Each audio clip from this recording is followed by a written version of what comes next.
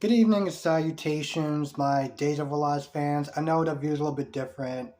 I'm still charging my laptop so this way I can go live in a little bit, and I still want to get out this review.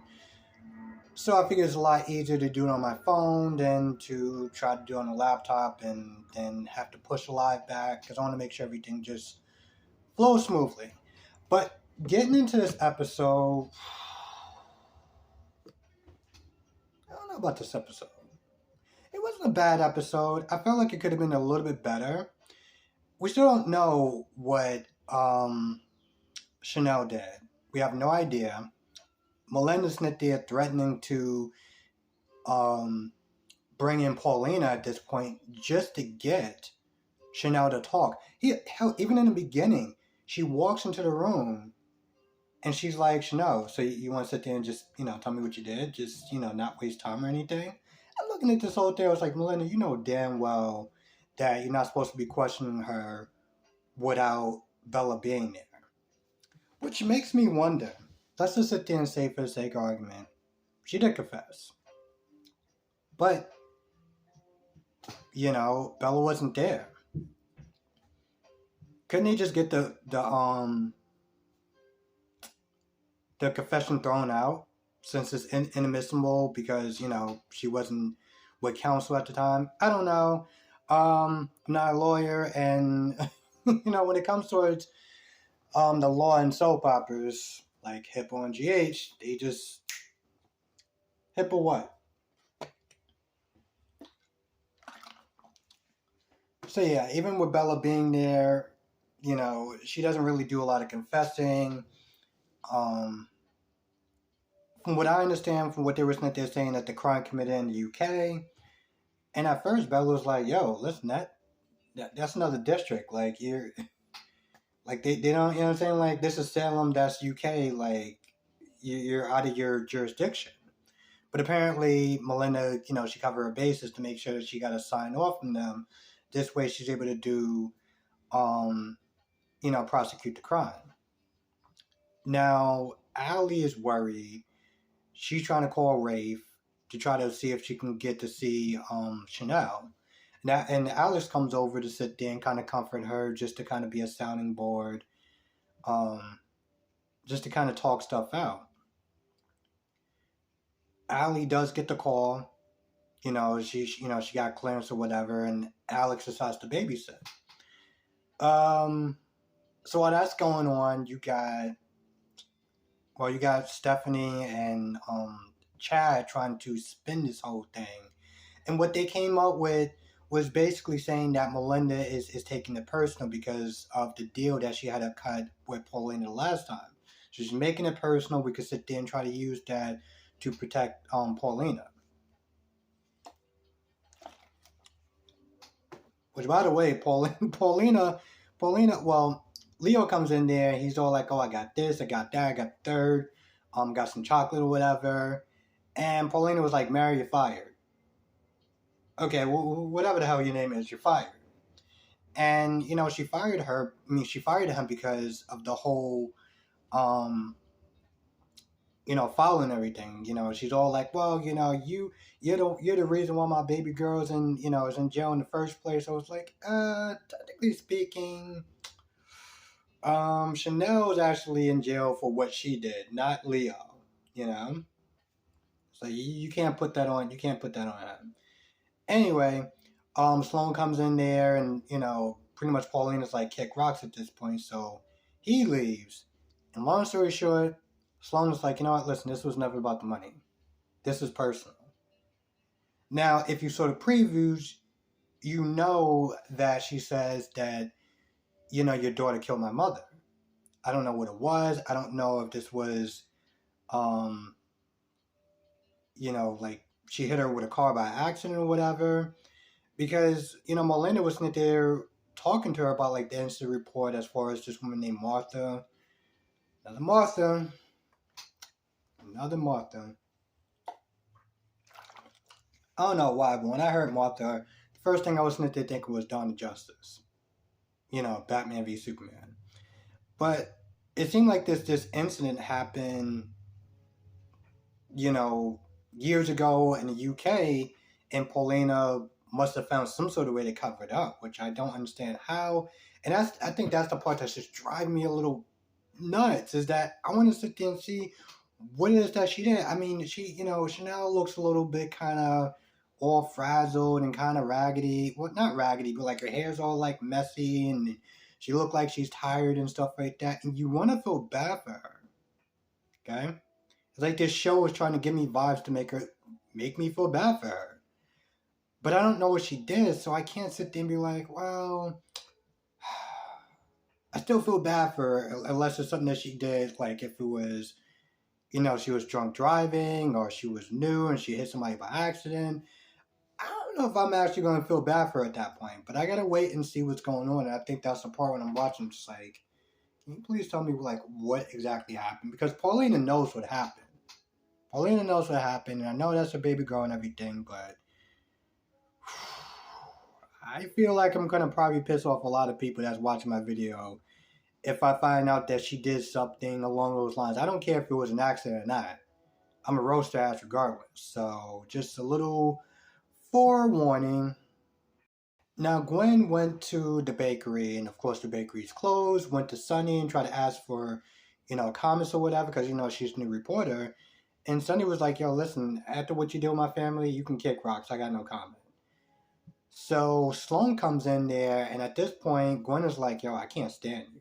They get into a back and forth about, Sloan trying to, make Gwen pay for something that she didn't do, as far as, getting Leo to lie on her. So they go back and forth, back and forth. But Sloan really wants to get out this story. She's like, "Yo, listen, I can tell you everything." And how even after everything, she's like, "Yo, listen, wait for my email. Wait for my email at this point."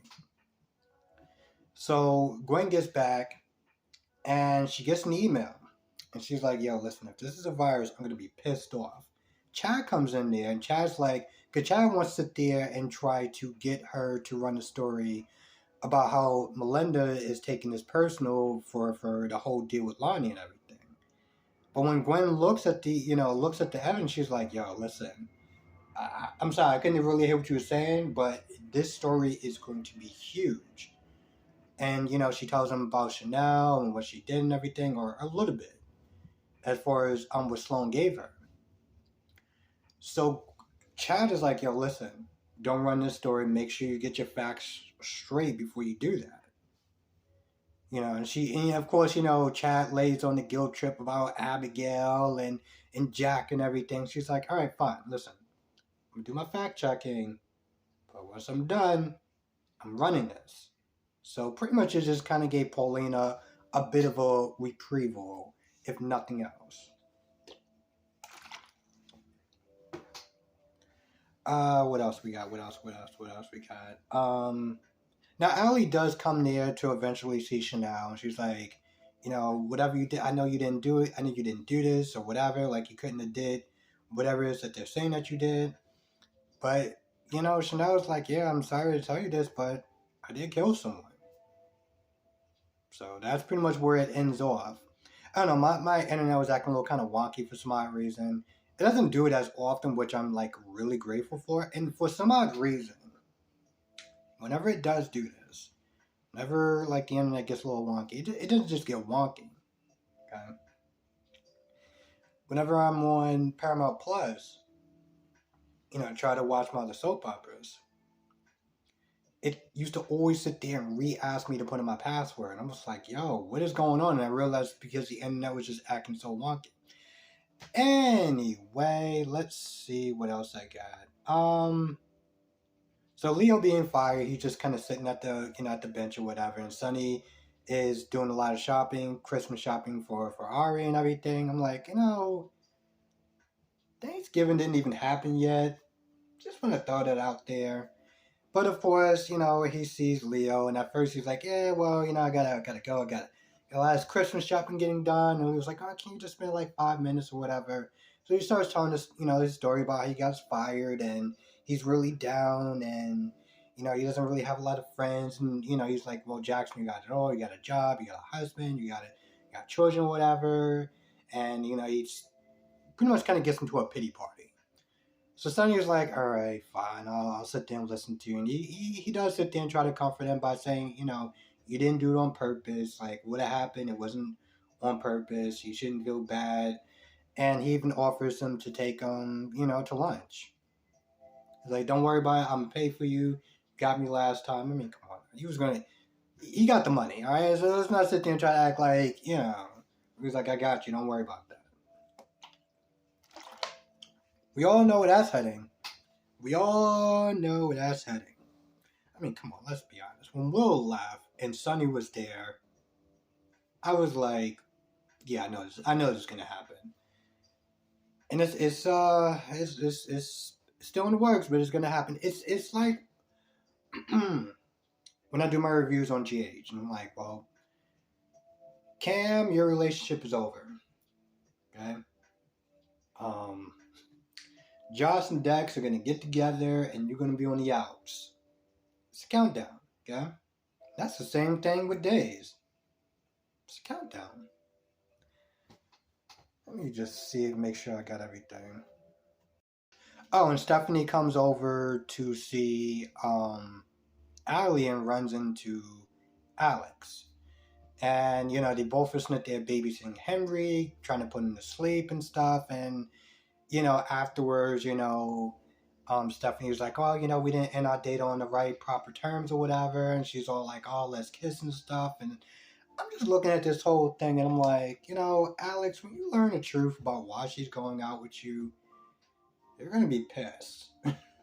You're going to be pissed. Now, I guess in some sort of way to kind of play devil's advocate, the best way to get over someone is to get with someone new. And, if I guess a cynical person can sit there and look at this and say to themselves that on some level, isn't everyone someone's consolation prize? I mean, let's put it this way. You're with somebody, you break up, you're with somebody else. Now, you might have chose that person, right? You might have chose that person. You might have been in a well enough position, maturity, financially, whatever, to sit there and allow somebody else into your life.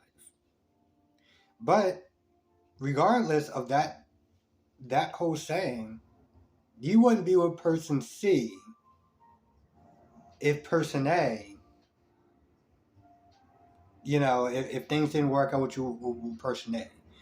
I know it's kind of I don't think that's exactly the best analogy, but I don't know. In some sort of ways, it makes sense for you to think about it. Now, let's see. We talked about Chanel. I think that's about it. All in all, it was an okay episode. It wasn't super great. It wasn't super terrible. I was sitting and say it was slightly better than GH. So they got that going for them. That's good. Anyway, with that being said, I'm going to go. I want to thank you for watching. Be safe. And I will see you in the next video.